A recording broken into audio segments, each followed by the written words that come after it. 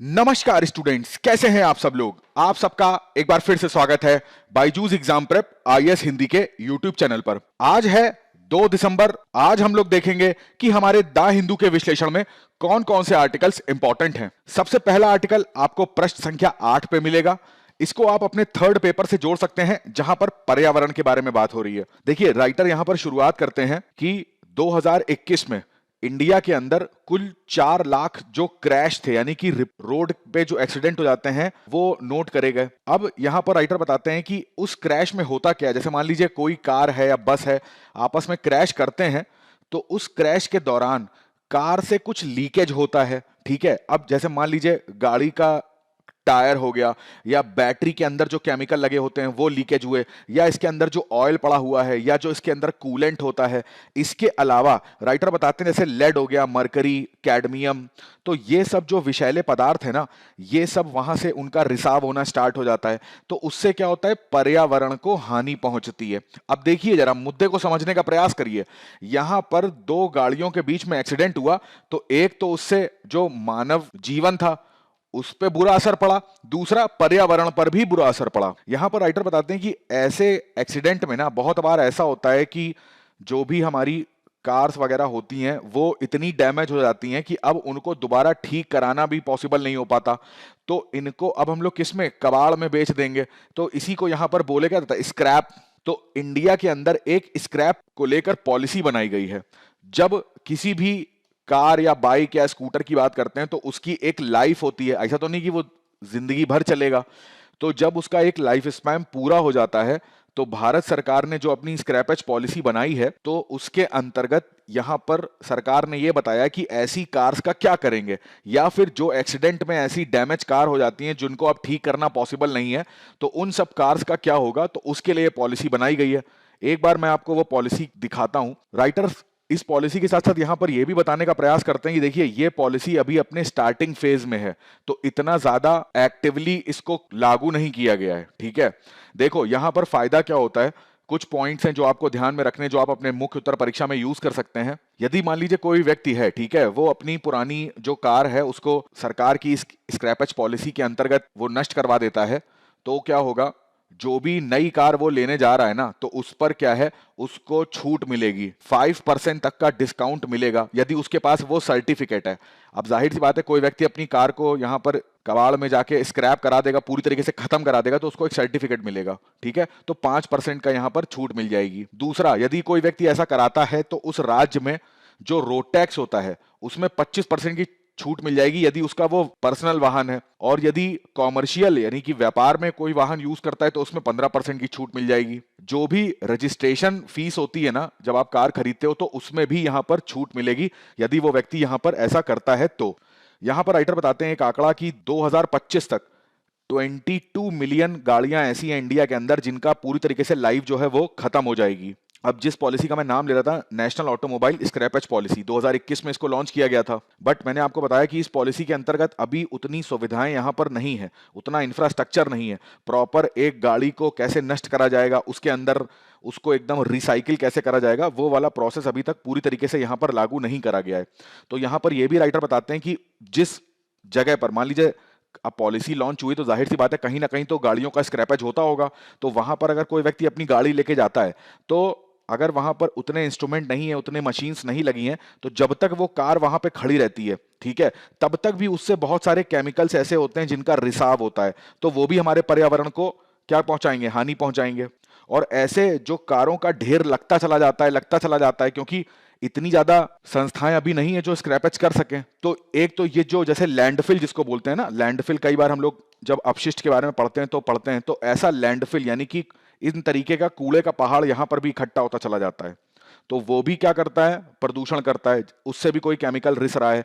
या मान लीजिए अब ये जो केमिकल है वो यहां पर राइटर बता रहे हैं कि रिस रिस के मान लीजिए धरती के अंदर चला जाता है, तो हमारे ग्राउंड वाटर को विषैला कर सकता है। प्लस जो मृदा है उसमें ये केमिकल मिलके उस मृदा को खराब कर सकता है। दूसरा, यहां पर देखिए राइटर पैराग्राफ में लिखा हुआ है स्पीडिंग लिमिट। तो स्पीडिंग लिमिट में यहां बताते हैं कि भाई जो एक्सीडेंट वगैरह होते हैं इंडिया में, ठीक है, तो उस एक्सीडेंट में एक आंकड़ा दिया गया है कि 91,000 जो रोड क्रैश हुए हैं, तो 91,000 का कारण रहा है स्पीडिंग का, यानी कि बहुत तेज स्पीड से गाड़ी चलाना। तो लगभग लगभग 70% जो एक्सीडेंट होते हैं रोड पे वो ओवर स्पीडिंग के कारण होते हैं कि लोग अपनी जो गाड़ियां हैं वो बहुत तेज चला रहे होते हैं। अब देखिए यहां पर राइटर बताते हैं कुछ उदाहरण लेते हुए कि जैसे यूरोपियन देश की बात करते हैं तो यूरोपियन देश में क्या है, एक नियम निकाला गया है कि यदि वहां पर जो स्पीड है उसको अगर 10 किलोमीटर पर आवर से धीरे करा जाएगा ना, तो वहां पर फ्यूल की बचत होगी 12 से 18% की। ठीक है। अब देखो आप पूछोगे ये कैसे, तो देखो जाहिर सी बात है, आपने भी अगर कोई बाइक वगैरह कार वगैरह आप चलाते होगे तो आपको खुद लगता होगा कि जब आप कार जो है नॉर्मल 50 या 60 किलोमीटर पर आवर की रफ्तार से चलाओगे तो वो अच्छा खासा एवरेज दे रही होगी, फॉर एग्जांपल 18 किलोमीटर पर लीटर या 20 किलोमीटर पर लीटर। बट जैसे ही ये स्पीड को आप 100 के ऊपर पहुंचाएंगे तो गाड़ी का जो एवरेज है आपकी गाड़ी का, यानी कि वो 10-12 का रह जाएगा। ये मैं एक उदाहरण के तौर पर बता रहा हूं। तो इसका मतलब क्या हुआ, इसका मतलब ये हुआ कि जब आप स्पीड बढ़ाते हैं कार की, ठीक है, तो कार का जो फ्यूल है वो भी उसमें ज्यादा खर्च होता है। तो देखो अब फ्यूल खर्च हो रहा है तो जाहिर सी बात है इससे क्या निकल रहा है, CO2 निकल रहा है, कार्बन मोनोऑक्साइड निकल रहा है। और ये फ्यूल है कैसा, ये तो जीवाश्म ईंधन है ना, ये तो अनवीकरणीय स्रोत है। तो ज्यादा फ्यूल आप अपनी गाड़ी में लगा रहे हैं तो ये भी एक तरीके से क्या कर रहे हैं, आप पर्यावरण को हानि पहुंचा रहे हैं, जीवाश्म ईंधन की उसका जो बहुत ज्यादा दोहन कर रहे हैं और उसके साथ साथ जो ग्रीन हाउस गैस है उसका बहुत ज्यादा उत्सर्जन कर रहे हैं। तो यूरोप में जो देश हैं वो इसके लिए नियम निकालते हैं कि स्पीड को आप कम रखेंगे तो आपका फ्यूल भी कम बचेगा। और देखो इसका एक ये भी फायदा है कि आर्थिक रूप से आपकी सेविंग्स भी होंगी। अगर आप नॉर्मल स्पीड में चलेंगे तो फ्यूल कम लगेगा तो आपको पेट्रोल डीजल कम भरवाना पड़ेगा। इसी तरीके से देखिए नीदरलैंड के अंदर आम्स्टरडैम का एग्जांपल लिया जाता है कि वहां पर 100 किलोमीटर से 80 किलोमीटर की अगर स्पीड कर दी जाती है, 80 किलोमीटर प्रति घंटा, तो वहां पर जो पीएम कण होते हैं, पार्टिकुलेट मैटर, उसमें 15% की कमी देखी गई है, यानी कि 15% कम वो गाड़ियों से निकल के वायुमंडल में जाते हैं।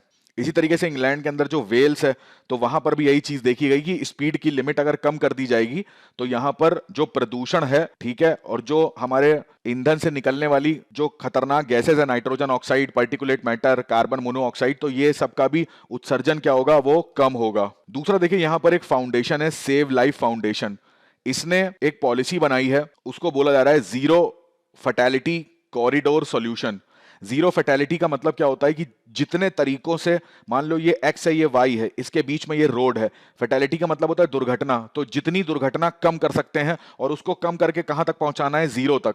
कहने का मतलब है यहां पर मान लीजिए ये कोई हाईवे है, ठीक है, यहां पर ये दुर्घटना क्यों होती है, दुर्घटना का कारण क्या है, दुर्घटना किस जगह पर सबसे ज्यादा होती है, इन सारे प्रश्नों पर इस मिशन के अंदर विचार करा जाएगा और उसको दूर करने का प्रयास करा जाएगा। तो ऐसी सॉल्यूशन यहां पे निकालेंगे कि जीरो दुर्घटना हो। तो यहां पर ये एक उपाय सुझाया जाता है। यहां पर इसको अप्लाई भी करा गया था पुणे मुंबई एक्सप्रेसवे में।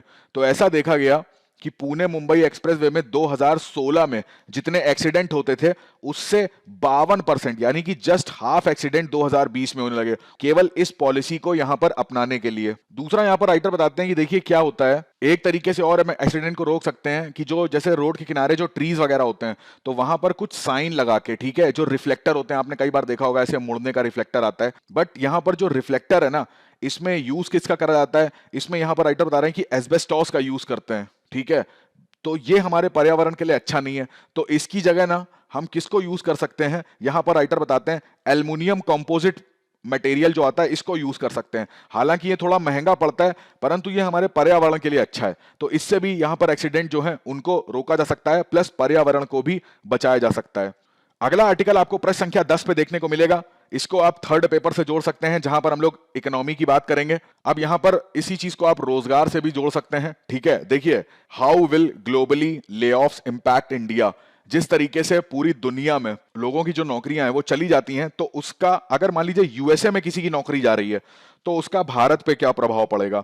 ये आर्टिकल बेसिकली इस विषय पे डिस्कस करने के लिए है। देखिए, अब इसमें आर्टिकल में राइटर क्या बताते हैं कि एक ऐसा सर्वे करा गया और यह देखा गया यूएस के अंदर जो बहुत बड़ी बड़ी मल्टीनेशनल कंपनियां थी उनके अंदर एक सर्वे करा गया और ऐसा देखा गया कि 60,000 लोगों को उन कंपनीज ने जॉब से निकाला। तो अब यूएसए में जॉब से निकाला गया है तो उसका प्रभाव इंडिया पे क्या पड़ना है। जाहिर सी बात है, हमें पता है कि जो व्यापार होता है जिसको हम लोग ट्रेड बोलते हैं, यानी कि इसको बोले द्विपक्षीय व्यापार, ठीक है। तो कोई भी कंट्री एक्स है और दूसरा कंट्री वाई है, एक्स कुछ वस्तुएं वाई को बेचता है तो इससे वाई से पैसा आता है इसके पास, ठीक है, वाई कुछ वस्तुएं एक्स को बेचता है तो एक्स से इसके पास पैसा आता है। तो यहां पर जो ये पैसा आ रहा है, ये आ क्यों रहा है? क्योंकि वस्तुएं बेची जा रही हैं। और वस्तुएं बेची क्यों जा रही हैं, बेची क्यों जाती हैं? क्योंकि उनकी क्या होती है, डिमांड होती है। बट अगर मान लीजिए वाई में लोगों के पास पैसा ही नहीं है, तो लोग क्या डिमांड करेंगे? बिल्कुल नहीं करेंगे। और लोगों के पास पैसा नहीं है, उसके पीछे कारण क्या है कि उनके पास नौकरी नहीं है। तो यदि यूएसए के अंदर जो 60,000 लोग हैं वो अपनी जॉब्स उनकी चली जाती है, तो जाहिर सी बात है उनके पास पैसा नहीं होगा। पैसा नहीं होगा तो वो डिमांड नहीं करेंगे। डिमांड नहीं करेंगे तो फिर जो भारत से वस्तुएं यहां पर निर्यात करी जाती हैं उनकी डिमांड नहीं आएगी। तो जाहिर सी बात है भारत के जो इंडस्ट्री है उसको यहां पर क्या होना है, नुकसान होना है। तो एक तो मुद्दा ये यहां पर सामने देखने को मिलता है। दूसरा, इस आर्टिकल में आईएमएफ के बारे में लिखा था कि आईएमएफ ने क्या कहा था कि जो कोविड महामारी है ना, उसकी वजह से और रूस यूक्रेन के युद्ध की वजह से, चाहे इस वर्ष की बात कर लें या अगले वर्ष की बात कर लें, दोनों ही वर्षों में जो पूरे दुनिया का जीडीपी है ना, उसमें बहुत ज्यादा गिरावट यहां पर देखने को मिलेगी। ऐसा नहीं है कि किसी पर्टिकुलर एक कंट्री में ये चीज देखने को मिलेगा। अब यहां पर राइटर एग्जांपल भी लेते हैं कि जो अल्फाबेट है, ठीक है, इसके सीईओ ने वार्निंग दी थी कि जो भी ये विंटर आने वाला है ना, उसमें जो प्रौद्योगिकी यानी टेक्नोलॉजी का सेक्टर है, इसको इन्होंने वार्न करा था। अब यहां पर वार्न करने का मतलब था कि जो मंदी का दौर है, जिसे रिसेशन बोल रहे हैं, वो टेक्नोलॉजी सेक्टर में यानी कि आईटी सेक्टर में आ सकता है। तो ऐसा देखा गया कि जब महंगाई बढ़ने लगी ना, अब महंगाई क्यों बढ़ी, जैसा यहां बताया गया है, महामारी की वजह से और रूस यूक्रेन युद्ध की वजह से जो सप्लाई चेन है, सप्लाई चेन बाधित हुई। अब कोई सप्लाई आ नहीं पा रही है, उसकी डिमांड बहुत ज्यादा है, सप्लाई कम है, तो जाहिर सी बात है यहां पे क्या बढ़ेगी, महंगाई बढ़ेगी। और जैसे ही यूएसए के अंदर महंगाई बढ़ती है तो यूएसए का जो फेडरल बैंक है वो क्या करता है, अपने इंटरेस्ट रेट बढ़ा देता है महंगाई को कंट्रोल करने के लिए। अब जैसे ही ये अपने इंटरेस्ट रेट बढ़ाते हैं तो इससे होता क्या है कि अब लोगों के पास ना वैसे भी पैसा नहीं रह जाता, क्योंकि लोगों को लोन सस्ते में नहीं मिलता, बहुत महंगे इंटरेस्ट रेट में मिलता है। जब ऐसा कुछ होता है तो लोगों के पास पैसा नहीं होता है। अब पैसा नहीं होता है तो लोग वस्तुएं खरीदते नहीं है, तो दूसरे देशों से निर्यात करने वाली वस्तुएं जो यहां पर है वो बिकती नहीं है, तो उनकी भी डिमांड कम हो जाती है। तो एक तरीके से देखा जाए तो भारत से जो निर्यात वस्तुएं जाएंगी उनका ये दूसरा कारण बताया मैंने कि उसकी मांग में कमी क्यों आ जाएगी। अब यहां पर राइटर बताते हैं आईटी इंडस्ट्री की अगर बात करें तो आईटी इंडस्ट्री में, और वो भी बेसिकली इंडियन आईटी इंडस्ट्री, अब आपको पता है कि जो इंडिया का सर्विस सेक्टर है सबसे ज्यादा जीडीपी में योगदान इसका रहता है। तो सर्विस सेक्टर, और वो भी आईटी का अगर सर्विस सेक्टर की बात करेंगे तो पूरी दुनिया में इस चीज की अपना एक पोजीशन है। तो यहां पर क्या होता है, ये जो कंपनीज होती है ना, तो इनका बेसिकली इनको चाहिए होता है कि आप प्रॉफिट मार्जिन इंक्रीज करें।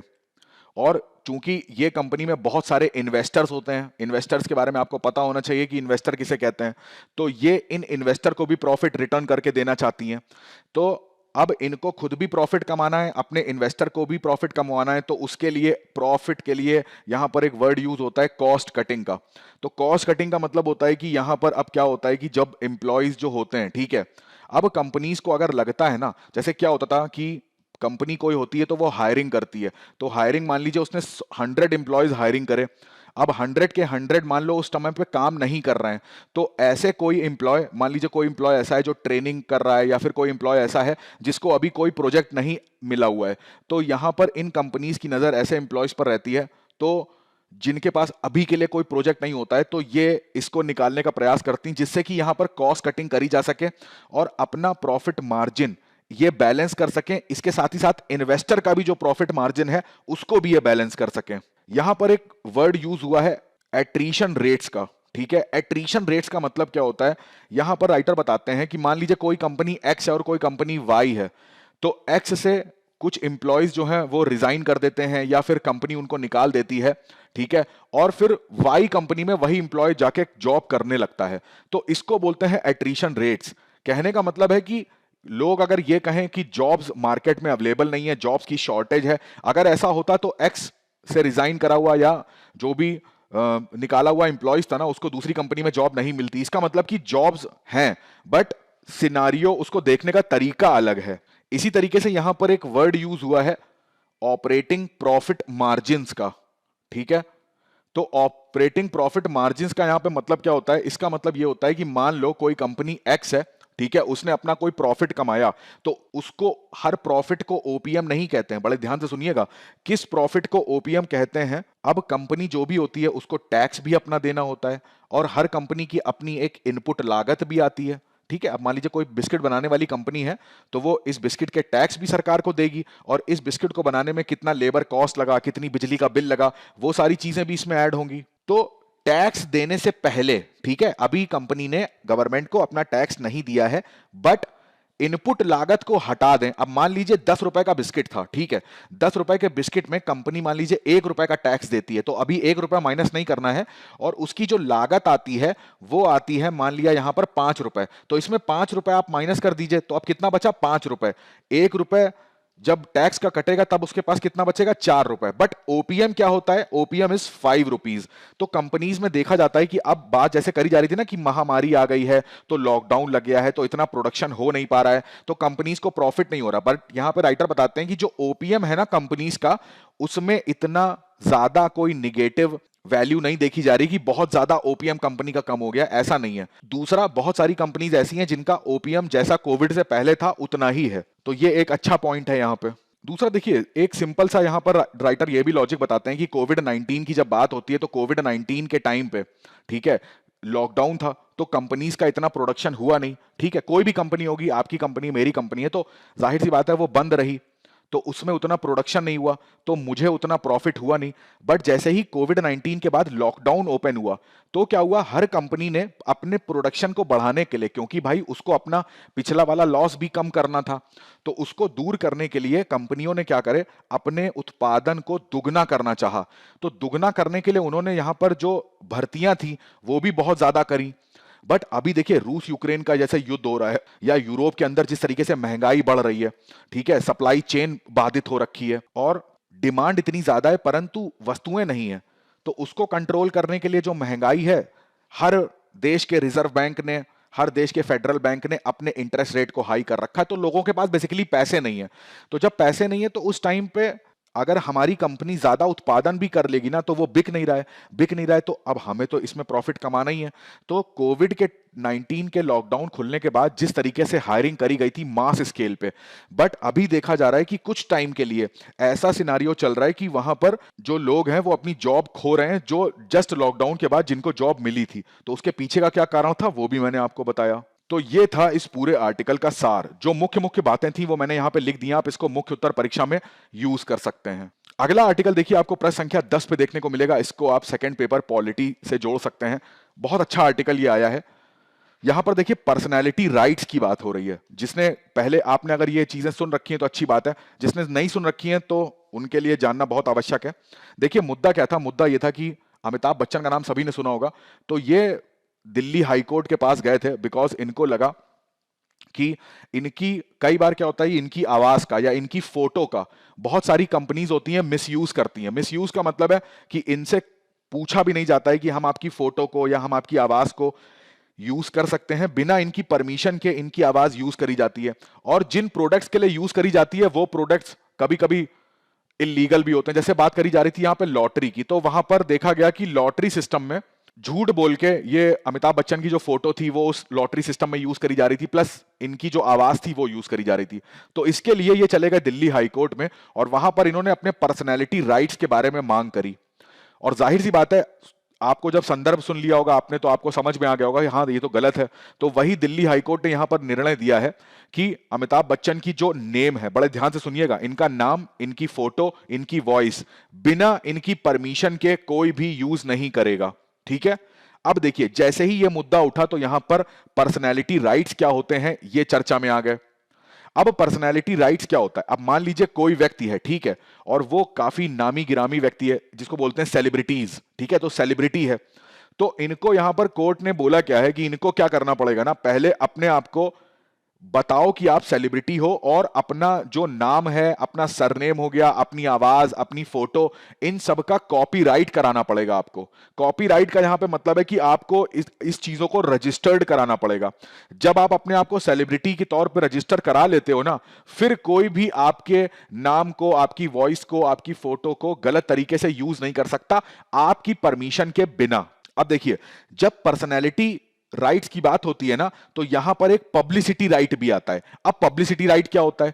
आप टीवी में बहुत सारे एड्स देखते होंगे, अमिताभ बच्चन के भी बहुत सारे आप एड्स देखते होंगे।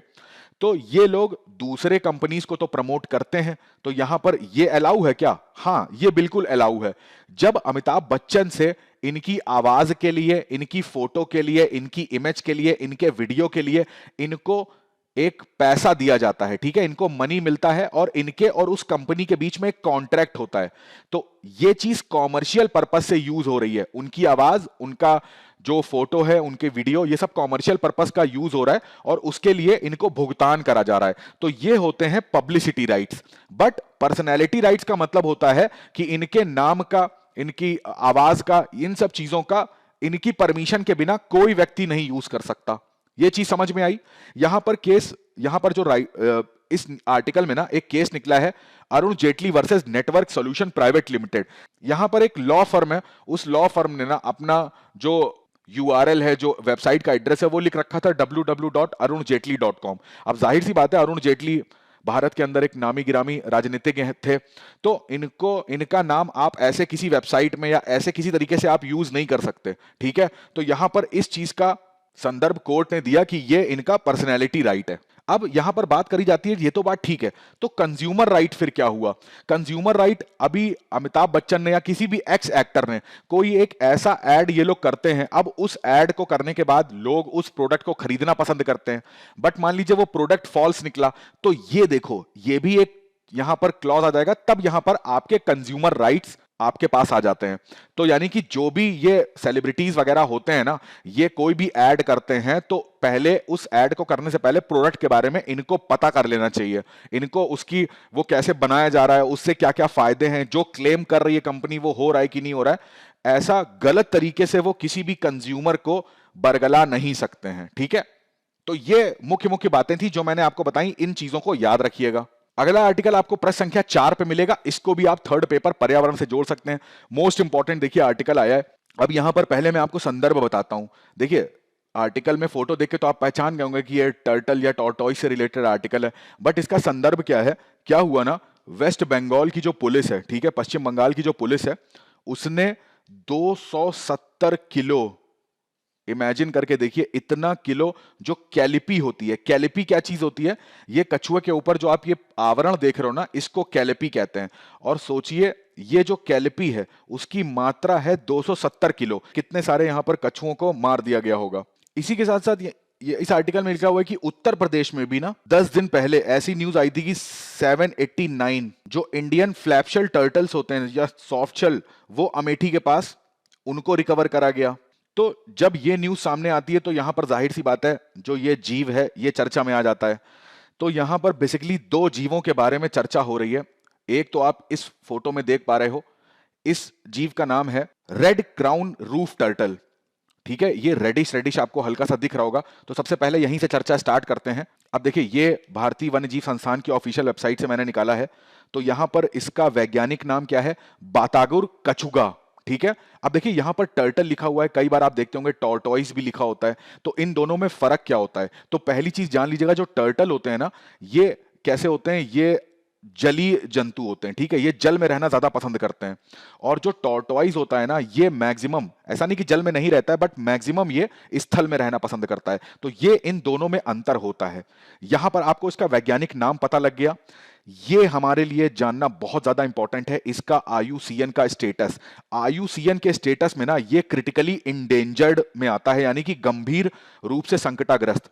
भारतीय वन्यजीव एक्ट की बात करेंगे तो उसमें शेड्यूल 1 में रखा जाता है। साइट्स की बात करेंगे तो ये अपेंडिक्स 2 में रखा जाता है, ठीक है। अब देखो, यहां पर साइट्स भी चर्चा में है। क्यों? अभी आपको पता होगा, पनामा में ये साइट्स का ना 19वां सम्मेलन चल रहा है। तो जब भारत इसमें गया ना, तो इसने रेड क्राउन रूफ टर्टल को, अब ये जो अपेंडिक्स 2 मैंने आपको दिखाया था, 2 होता है ना, यहां पर देखिए अपेंडिक्स 2 में है। तो अपेंडिक्स 1 और 2 का मतलब क्या हुआ? अपेंडिक्स 1 में होता है तो साइट्स का मतलब क्या है? ये लोग व्यापार पे निगरानी करते हैं, पेड़ पौधे जीव जंतुओं के जो बहुत ज्यादा, जिनकी जो स्थिति होती, संख्या होती है कम होती है, जो खतरे पर होते हैं। तो यहां पर 1 में तो जिनका नाम रख दिया जाता है तो उनका तो व्यापार समझ लीजिए ना के बराबर होता है। 2 में जो व्यापार होता है उसमें ऐसा बोला जाता है कि मान लीजिए वैज्ञानिक शोध करना है, ठीक है, कुछ रिसर्च करनी है, तो उस वजह से इनका व्यापार हो सकता है। तो यहां पर भारत सरकार ने बोला है कि भाई रेड क्राउन रूफ टर्टल को ना आप अपने अपेंडिक्स 2 से हटा के कहां पे ट्रांसफर कर दीजिए? 1 में ट्रांसफर कर दीजिए। इस वजह से भी ये टर्टल था, ये चर्चा में आ गया। अगर यहां पर इसकी बात करें तो मीठे पानी में इसकी जो प्रजाति है वो पाई जाती है भारत, बांग्लादेश और नेपाल में। राष्ट्रीय चंबल नदी घड़ियाल अभ्यारण्य जो है मेन, यहीं पर इनकी संख्या पाई जाती है, ठीक है। दूसरा, ये जो आप फिगर में कछुआ देख पा रहे हैं, इसको बोलते हैं लीथ सॉफ्ट शेल टर्टल। अब यहां पर जो मैंने अभी आपको दिखाया था पनामा के अंदर, तो पनामा के अंदर भारत ने लीथ सॉफ्ट शेल टर्टल के बारे में भी बोला था। तो यहां पर साइट्स ने इसकी मंजूरी को मंजूर कर लिया और अपेंडिक्स 2 से हटा के इसको डायरेक्ट अपेंडिक्स 1 में कर लिया। मतलब कि अब इनकी स्थिति, यानी कि जो लीथ सॉफ्ट शेल टर्टल के बारे में बात कर रहा हूं, इनकी स्थिति तो बहुत ज्यादा खतरनाक है यहां पर, ठीक है। इस न्यूज को याद रखिएगा। ये IUCN के ये भी क्रिटिकली इंडेंजर्ड में ही आते हैं। इसी आर्टिकल में एक संस्था की बात करी जा रही है जिसको बोलते हैं ट्रैफिक, ठीक है। तो ट्रैफिक के अंतर्गत इस संस्था ने भी जो ये टर्टल्स हैं इनके व्यापार को बैन करा हुआ है। तो अब ये संस्था क्या होती है? WWF और IUCN, इन दोनों का एक जॉइंट वेंचर है। इस चीज को भी ध्यान रखिएगा। इसका हेडक्वार्टर कहां पे मिलेगा आपको? इंग्लैंड के अंदर। बेसिकली जो भी जंगली पौधे जानवर होते हैं, तो इनके व्यापार से अगर इनकी जैव विविधता पे खतरा आता है या पर्यावरण पे कोई खतरा आता है, तो ये संस्था जो है उन जानवरों के व्यापार को बैन करती है। अब बेसिकली इनको खतरा, पहली चीज तो आपको समझ में आ गया कि सबसे बड़ा खतरा इनको क्या हो जाता होगा? शिकार का खतरा रहता है। दूसरा क्या होता है? मीट, यानी कि इस जानवर का ना भोजन होता है। मैं दोनों की बात कर रहा हूं, रेड क्राउन की भी बात कर रहा हूं, लीथ की भी। तो ये भोजन में यूज करे जाते हैं, तो मीट में यूज करे जाते हैं, तो उस वजह से भी इनको काफी ज्यादा मारा जाता है। प्लस पेट्स, यहां पर पेट्स का मतलब क्या है? कई बार आप देखते होंगे लोगों ने कछुए जो होते हैं वो घरों में पाल रखे होते हैं, ठीक है। कई लोग इसको लकी चार्म भी मानते हैं। तो इस वजह से जब लोग इसको घरेलू में पालते हैं ना, तो अब घर में जरूरी नहीं है कि वो मीठे पानी आप वहां पर अवेलेबल हो, या जैसे मैंने आपको लीथ सॉफ्ट शेल की बात करी, तो ये साफ पानी में रहने वाला कछुआ है, तो ये जरूरी नहीं होता है। तो सारी इनको जो वातावरण है वो घर में मिल सके, तो इस वजह से भी इनकी संख्या में कमी देखी जाती है। दूसरा, कभी कभी क्या होता है कि नदी घाटी परियोजनाएं जो बनाई जाती है ना, उस परियोजना के बनाए जाने से इनके आवास पर बुरा असर पड़ जाता है, ठीक है। तो ये भी इनके आवास के क्षरण होने का भी कारण होता है कि इनकी संख्या में कमी देखी जाती है। तो ये मुख्यतः कारण है, इनको याद रखिएगा। चलिए, आज मैं आपसे 2 प्रश्न पूछता हूं। एक प्रश्न, डिजी यात्रा क्या है? बताइए डिजी यात्रा क्या चीज है। और दूसरा, अभी हाल ही में सरकार ने ना मनरेगा की जांच के लिए एक समिति का गठन किया है। बताइए मेरे को उस समिति का नाम क्या है, और वो समिति का गठन बेसिकली मनरेगा में वो किस चीज की जांच करेगी। अब मुख्य परीक्षा अभ्यास प्रश्न पर नजर डालते हैं। सुरक्षित सड़कें स्वच्छ वातावरण में तब्दील होंगी, क्या आप सहमत हैं? इसको आपको एक्सप्लेन करना है। दूसरा, क्या आपको लगता है कि रोजगार के अवसरों की कमी भारत के सामने सबसे बड़ी चुनौती है? दूसरा, रोजगार के अवसर पैदा करने के लिए आपके पास क्या सुझाव हैं? दोनों ही प्रश्नों को करने का प्रयास करिएगा। आज के सत्र में बस इतना ही रखते हैं। मैं आशा करता हूं जो मैंने टू द पॉइंट चीजें आपको समझाने का प्रयास किया है वो आपको समझ में आ गई होंगी। कैसा लगा आपको आज का सेशन? अपने सुझाव जरूर कमेंट में रखिएगा। मिलते हैं आपसे द हिंदू के अगले सत्र में। तब तक अपनी पढ़ाई आप करेंगे, स्वस्थ रहेंगे, और सबसे इंपॉर्टेंट अपने माता पिता का ढेर सारा ध्यान रखेंगे। आप सभी का बहुत बहुत धन्यवाद।